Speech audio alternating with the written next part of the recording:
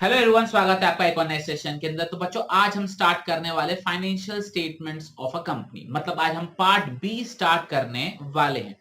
तो बिना टाइम को वेस्ट करे पहले क्वेश्चन के संग हम शुरुआत करेंगे। तो पहला क्वेश्चन क्या दे रखा है, जरा रीड करेंगे। Balance sheet of a company is required to be prepared in the format given in. आपको यह बताना है कि बैलेंस शीट का फॉर्मेट कहां दिया हुआ है। Schedule 3 part 1, schedule 3 part 2, schedule 3 part 3, schedule 3 part 4। बताइए बच्चों, करेक्ट आंसर क्या होगा? Part 1, part 2, part 3, part 4, A B C F D. क्या आंसर होगा? Part 1 schedule 3, part 2 schedule 3, part 3 schedule 3, part 4 schedule 3। A B C F D, जल्दी से बताइए बच्चों, इसका करेक्ट आंसर क्या होना चाहिए? तो चलिए बच्चों डिस्कस कर लेते हैं, और इसका जो करेक्ट आंसर है बच्चों वो है हमारा option number A, part 1 schedule 3 of companies act 2013। Clear? Okay. Knowledge के लिए एक बात बता देता हूं, जो हमारा कंपनीज एक्ट 1956 था उसमें जो स्केड्यूल था वो शेड्यूल 6 था। क्लियर? ओके। अगला सवाल, as per companies act the balance sheet of a company is required to be presented in. As per Companies Act, the balance sheet of a company is required to be presented in horizontal form, vertical form, T form, या फिर कोई भी form नहीं है, neither of the above। A, B, C या फिर D। बताइए बच्चों करेक्ट आंसर क्या होगा? As per companies act balance sheet का फॉर्मेट कौन से फॉर्मेट में होना चाहिए? बैलेंस शीट का फॉर्मेट हॉरिजॉन्टल में, वर्टिकल में, टी में, या फिर neither of the above? A, B, C या फिर डी? बताइए बच्चों करेक्ट आंसर क्या होना चाहिए? तो चलिए बच्चों डिस्कस कर लेते हैं। इसका जो करेक्ट आंसर है वो है हमारा option number B, vertical form. Vertical form मतलब ऊपर नीचे वाला। ऊपर क्या होता है हमारा, हमारे इक्विटीज एंड लायबिलिटीज, और सेकंड नंबर पे क्या होता है हमारे एसेट्स। क्लियर? ओके। चलिए बच्चों अगले सवाल की ओर मुड़ते हैं। अगला सवाल क्या दे रखा है, question number 3। Which of the following is not required to be prepared under Companies Act? नीचे दिए गए ऑप्शन में से कंपनीज एक्ट 2013 के मुताबिक नहीं जरूरत है बनाना। Statement of profit and loss, balance sheet, report of directors and auditors, या फिर फंड फ्लो स्टेटमेंट। बताइए बच्चों करेक्ट आंसर क्या होगा?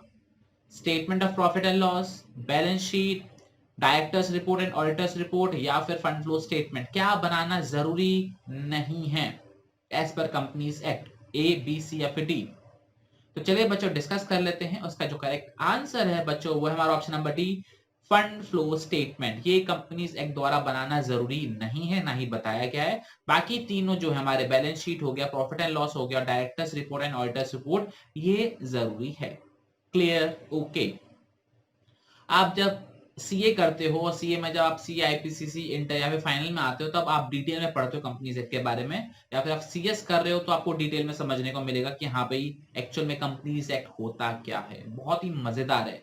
फाउंडेशन करोगे तो भी पता लग ही जाएगा, थोड़ा बहुत बेसिक चीज तो पता लग ही जाएगी। ओके। अगला सवाल बच्चों, क्वेश्चन नंबर 4। एक सेकेंड जरा आगे आ गए हम। हाँ, क्वेश्चन नंबर 4 क्या है? According to the prescribed order of assets in balance sheet, dash assets should be shown first of all। Prescribe order of asset के अकॉर्डिंग मतलब बैलेंस शीट का जो फॉर्मेट है उस हिसाब से कौन से वाले एसेट्स को सबसे पहले दिखाया जाता है? नॉन करंट एसेट्स को, करंट एसेट्स को, करंट इन्वेस्टमेंट्स को, या फिर लोन्स एंड एडवांसेस को? सबसे पहले एसेट्स कौन से दिखाए जाते हैं as per the prescribe format?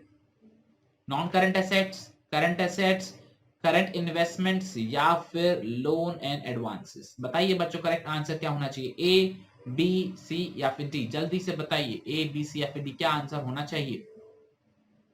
तो चलिए बच्चों डिस्कस कर लेते हैं। और इसका जो करेक्ट आंसर है वो है हमारा option number A, non current assets. क्योंकि हमारी हेडिंग ही सबसे पहले क्या आती है? नॉन करंट एसेट्स, फिर आती है हमारी हेडिंग करंट एसेट्स। तो नॉन करंट एसेट्स को सबसे पहले दिखाना पड़ता है। क्लियर? ओके।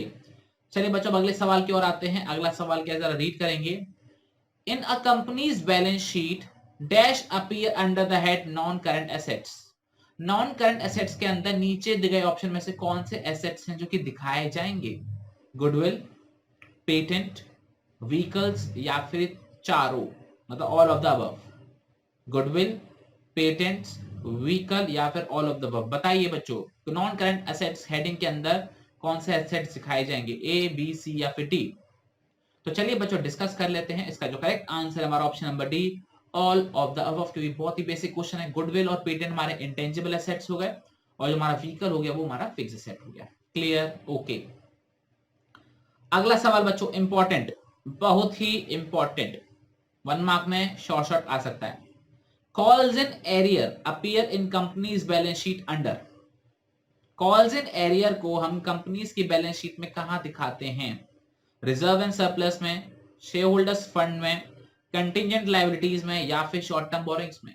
बताइए बच्चों करेक्ट आंसर क्या होगा? कॉल्स इन एरियर को कहां दिखाया जाता है बैलेंस शीट में? रिजर्व एंड सरप्लस में, शेयर होल्डर्स फंड में, कंटिजेंट लायबिलिटीज में, या फिर शॉर्ट टर्म बोरिंग्स में? जल्दी से बता दो करेक्ट आंसर क्या होगा।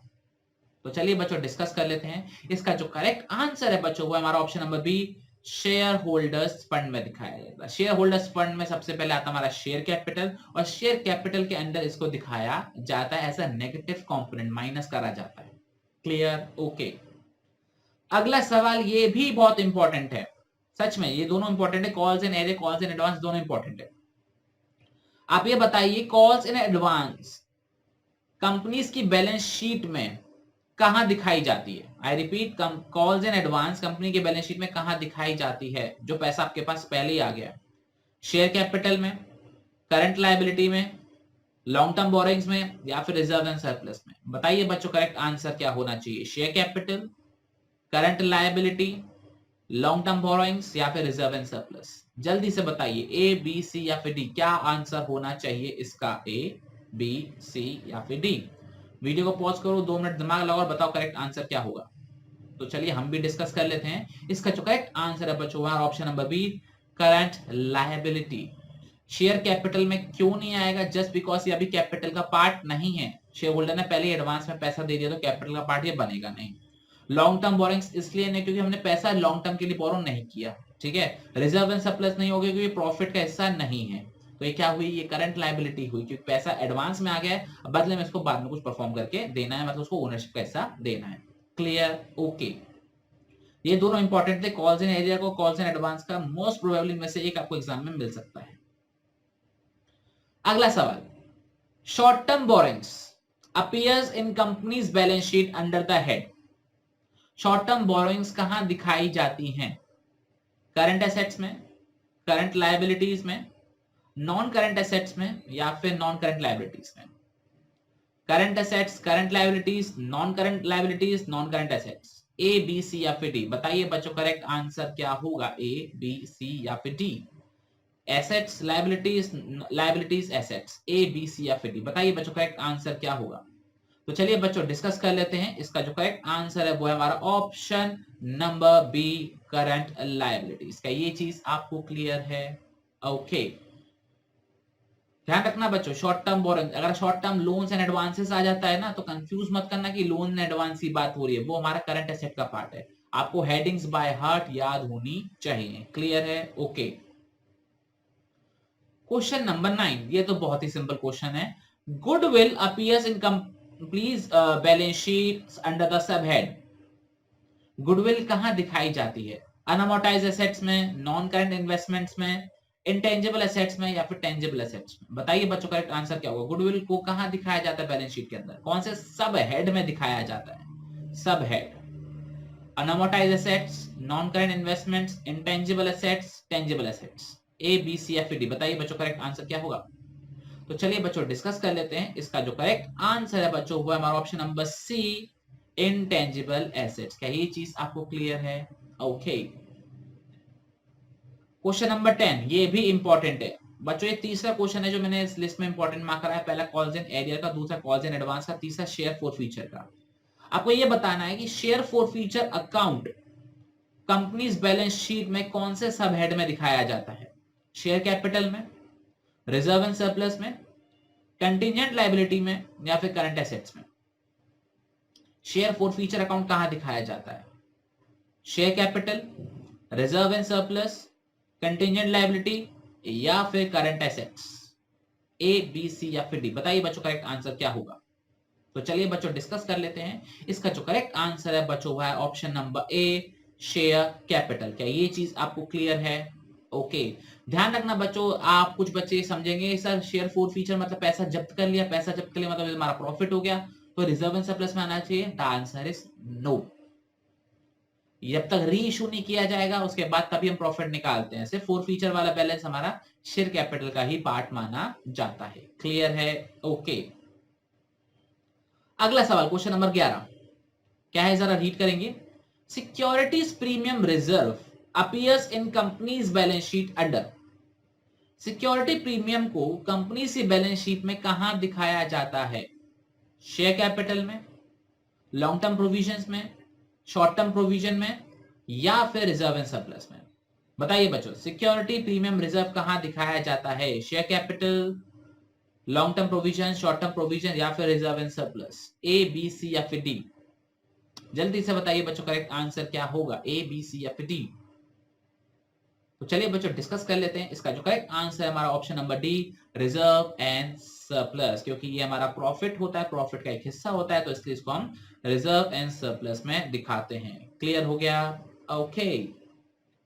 चलिए बच्चों क्वेश्चन नंबर 12 आपकी स्क्रीन पर ये रहा। Prepaid expenses appears in company's balance sheet under the subhead।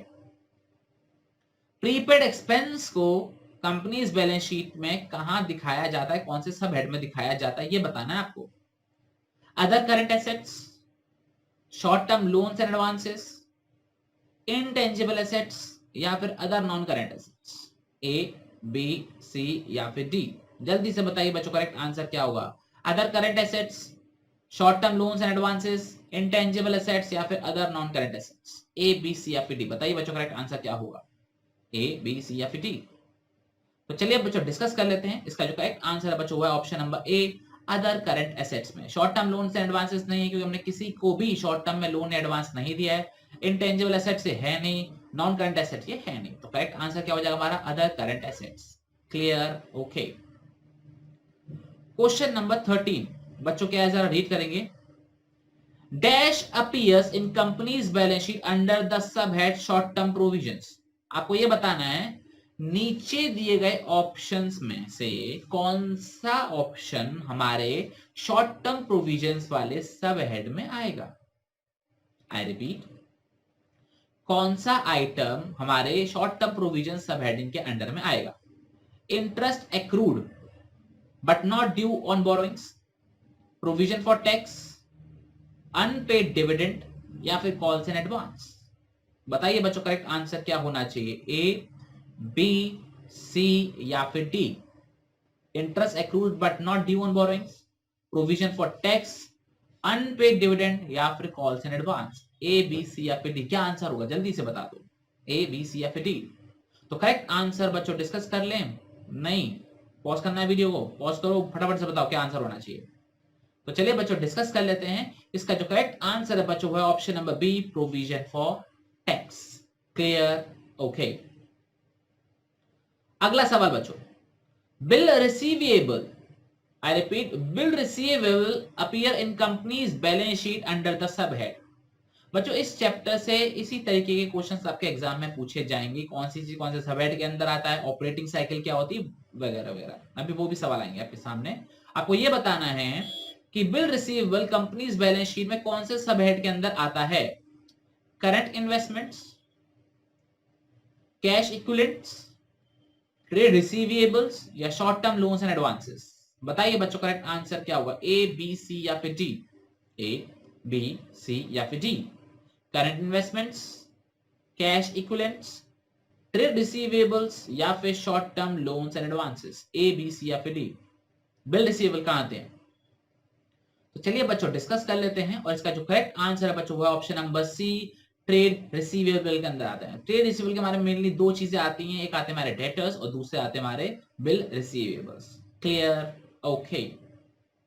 और बच्चों है हमारे आज का मेरे ख्याल से लास्ट क्वेश्चन है, आज का लास्ट क्वेश्चन है। आज का सेशन काफी छोटा रहा, 15 सवाल थे, मैंने कहा छोटे सेशन में हमारा काम हो जाएगा। इस चैप्टर से ज्यादा कुछ आएगा नहीं, बट एक और सेशन होगा, इसका एक और सेशन होगा। बताइए बच्चों last question of the evening, claims against the company not acknowledge at state. मतलब क्या कि कंपनी पर बहुत लोगों ने क्लेम कर रखा है कि हमको पैसा चाहिए, बट अभी आपने उसको एज अ लोन रिकॉर्ड नहीं किया हुआ है। इसको हम कहां दिखाएंगे? करंट लायबिलिटीज में, नॉन करंट लायबिलिटीज में, कमिटमेंट्स में, या फिर कंटीजेंट लायबिलिटीज में? ए, बी, सी या फिर डी? बताइए बच्चों, करेक्ट आंसर क्या होगा? मेरे पास दो आंसर आए हैं, एक आंसर आया दिलबर दिलबर और दूसरा आंसर आया डॉल। मतलब बच्चे ऑप्शन नंबर डी की बात कर रहे हैं। बताइए बच्चों, करेक्ट आंसर क्या होना चाहिए? Claim against the company not acknowledge as debt. आपने उसको as a debt, as a loan अभी ट्रीट नहीं किया है, बट आपको पता है कि कोई क्लेम कर रहा है पैसा। तो बताइए कहां दिखाओगे? करंट लायबिलिटी में दिखाओगे, नॉन करंट लायबिलिटी में दिखाओगे, कमिटमेंट में दिखाओगे, या फिर कंटीजेंट लायबिलिटी में दिखाओगे? बताओ बच्चों, करेक्ट आंसर क्या होना चाहिए? ए, बी, सी या फिर डी? तो चलिए बच्चों डिस्कस कर लेते हैं, और बच्चों के जो आंसर आए हैं दिलबर दिलबर या फिर जो एक आंसर आया था मेरे पास डॉल, ये दोनों ही करेक्ट हैं। तो मतलब correct answer option number D, contingent liabilities. क्या ये चीज आपको क्लियर हो गई? नहीं हुई? बच्चों देखो, सबसे पहले समझाते हैं, इस क्वेश्चन को एक्सप्लेन करते हैं। अभी आपने उसको एज ए डेट एक्नॉलेज नहीं किया, एज ए डेट आपने नहीं लिखा है। तो जब एज ए डेट नहीं लिखा है आपने, तो वो लायबिलिटी नहीं हो, चाहे वो करंट लायबिलिटी हो चाहे वो नॉन करंट लायबिलिटी हो। ठीक है, कमिटमेंट ये है नहीं। कमिटमेंट का मतलब क्या होता है कि आप कमिट करते हो कि आपको इन फ्यूचर कुछ पेमेंट करना हो सकता है, पर आपने भी कोई कमिट नहीं किया, तो ये क्या हुई? कंटिंजेंट लायबिलिटी हो गई कि हाँ भाई फ्यूचर में कभी देना पड़ सकता है अगर सिचुएशन अनफेवरेबल हो गई तो। क्लियर? ओके। तो बच्चों ये था हमारा session on financial statements of a company. इसका एक सेशन और आएगा, उसके बाद हम जाएंगे फाइनेंशियल एनालिसिस वाले टॉप चैप्टर पे, चैप्टर नंबर जो 2 है। उसके बाद हम करेंगे रेशियोज, उसके बाद हमारे अकाउंट्स के एमसीक्यूज भी कंप्लीट हो जाएंगे। तो चलिए बच्चों, आपसे लेंगे हम विदा, आपसे मुलाकात करेंगे अगले सेशन के अंदर। कभी कभी फंबल हो जाता है, ठीक है। तो तब तक के लिए अपना बहुत ख्याल रखिएगा और पढ़ाई को कंटिन्यू करते रहिए, क्योंकि अक्टूबर आने वाला है और एग्जाम्स और भी पास आ गए हैं। जय हिंद, जय भारत, टाटा बाय बाय।